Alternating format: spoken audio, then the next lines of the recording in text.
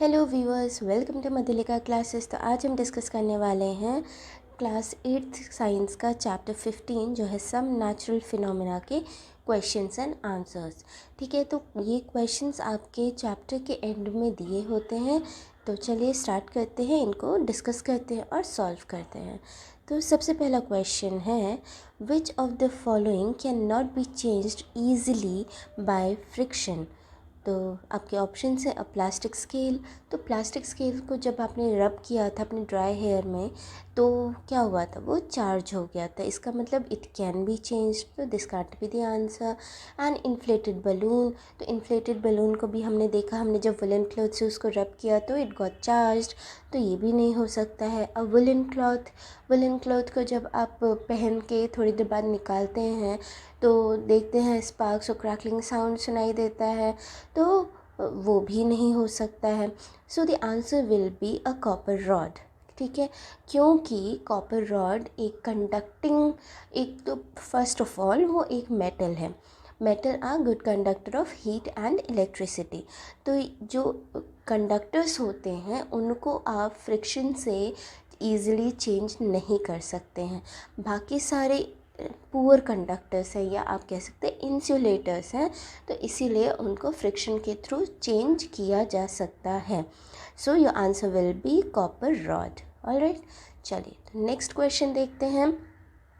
When a glass rod is rubbed with a piece of silk cloth, the rod and the cloth both acquire a positive charge? No.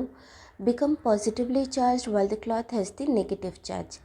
Yes, this will be the answer। ये क्योंकि इसको लिखा हुआ है, exact यही आपकी book में mentioned है कि जब किसी ग्लास रॉड को रब किया जाता है a piece of silk cloth से, तो glass rod gets the positive charge and we consider कि क्लॉथ जो था वो नेगेटिवली चार्ज था।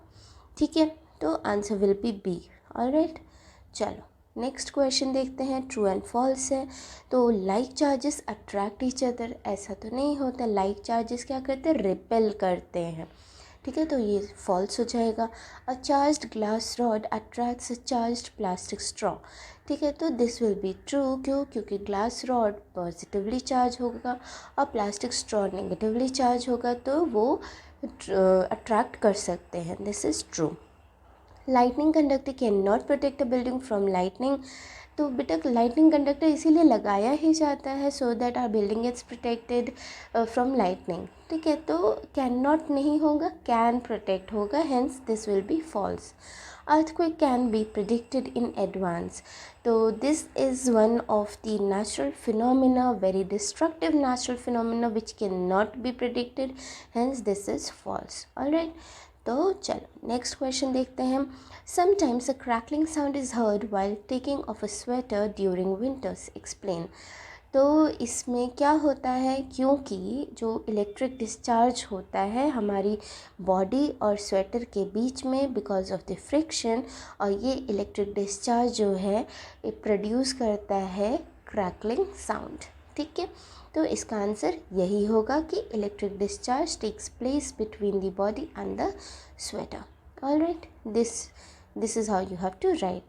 This discharge of electric charge produce tiny sparks and crackling sound. ठीक है, चलो। So the next question is, explain why a charged body loses its charge if we touch it with a hand. तो इसमें आ जाएगा आपका earthing का phenomena. क्या होता है कि when जो हमारी ह्यूमन बॉडी है it is a very good conductor of electricity, और जब भी कोई चार्ज बॉडी को हम टच करते हैं तो our body conducts the charge to the earth, और इसी को बोलते हैं अर्थिंग। ठीक है, इसीलिए कभी भी हम अगर हम कोई एक्सपेरिमेंट करते हैं और हमने किसी भी ऑब्जेक्ट को चार्ज किया है रब करके बाय फ्रिक्शन, तो उसे कभी भी चार्ज्ड एंड को हमें अपने हैंड से या अपनी बॉडी से टच नहीं कराना है, अदरवाइज़ वो डिस्चार्ज हो जाएगा। ठीक है, तो आंसर आप लिखेंगे, human body is a conductor of electricity, when charge body is touched with hand our body conducts its charge to the earth, hence by this way charge body loses its charge और become discharge. ठीक है, तो this is how you have to write the answer. Now question number 6. Name the scale on which destructive energy of an earthquake is measured. So the answer is Richter scale. An earthquake measures 3 on this scale. Would it be recorded by seismograph? Is it likely to cause much damage? C. Seismograph में हर reading record होती है from 1 to 10, ठीक है, उसमें ये scale होता है और ये ज़रा सा भी हल्के हल्के ट्रेमर्स को भी, बहुत माइल्ड ट्रेमर्स को भी रिकॉर्ड करता है सिस्मोग्राफ। तो हाँ, अगर रीडिंग 3 है तो yes, it will be recorded by seismograph.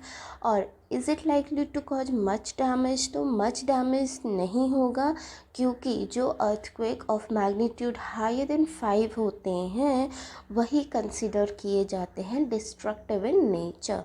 So this is the answer, ठीक है, इस तरह से आप लिख लीजिए। Next question, suggest 3 measures to protect ourselves from lightning. तो लाइटनिंग जब होती है तो आपको ने क्या करना है? सबसे पहले, do not use electrical appliances during lightning, stay indoors और under covered area, if outside then take shelter under the smallest tree, if you are in a open field then drop down in squat position. यही था आपकी book में, यही मैंने आपको जो video बनाया है उस चैप्टर पे उसमें आपको समझाया हुआ था। Then don't take bath during lightning to avoid contact with running water, ठीक है। So these are the 3 measures. और भी बहुत सारे मेजर्स आपकी बुक में लिखे हुए हैं, आप उनमें से भी लिख सकते हैं। ऑलराइट, चलो next question is, explain why a charged balloon is repelled by another charged balloon whereas an uncharged balloon is attracted by another charged balloon. So the answer will B, देखो, अगर रिपेल कर रहा है इसका पक्का मतलब है कि दोनों ही सेम चार्ज के हैं, ठीक है। अगर अट्रैक्ट कर रहा है तो इसका मतलब कि वो डिफरेंट चार्जेस से हैं, ठीक है। सो you will write like a charged balloon is repelled by another charged balloon because both carry same type of charges, either both are positively charged or either both of them are negatively charged, ठीक है। On the other hand, an uncharged balloon is attracted by another charged balloon as they have opposite charges. We know that same charges repel and opposite charges attract each other, ठीक है। So this is how you have to write the answer. Next question, describe the help of a diagram an instrument which can be used to detect a charged body. तो हमने पढ़ा है कि इस तरह के इंस्ट्रूमेंट को क्या बोलते हैं? इलेक्ट्रोस्कोप। तो इस तरह का हमने जो एक्टिविटी किया था वो इलेक्ट्रोस्कोप ही बना था उसमें, ठीक है। तो इस तरह का जो है कि आपने एक जार लिया था, देन उसके ऊपर कार्डबोर्ड लगाया, उसमें एक छोटा सा होल किया, उस होल के थ्रू एक मेटेलिक पेपर क्लिप लगाया और उसके ऊपर थिन फॉयल, एल्युमिनियम फॉयल की स्ट्रिप्स 2 लगाए। उसके बाद जब भी आप कोई चार्ज ऑब्जेक्ट उस मेटेलिक पेपर क्लिप को टच कराएंगे, so the charge will be transfer to the aluminium foils और सेम चार्जेस रहेंगे, क्योंकि कोई एक ऑब्जेक्ट एक ही चार्ज कैरी करेगा।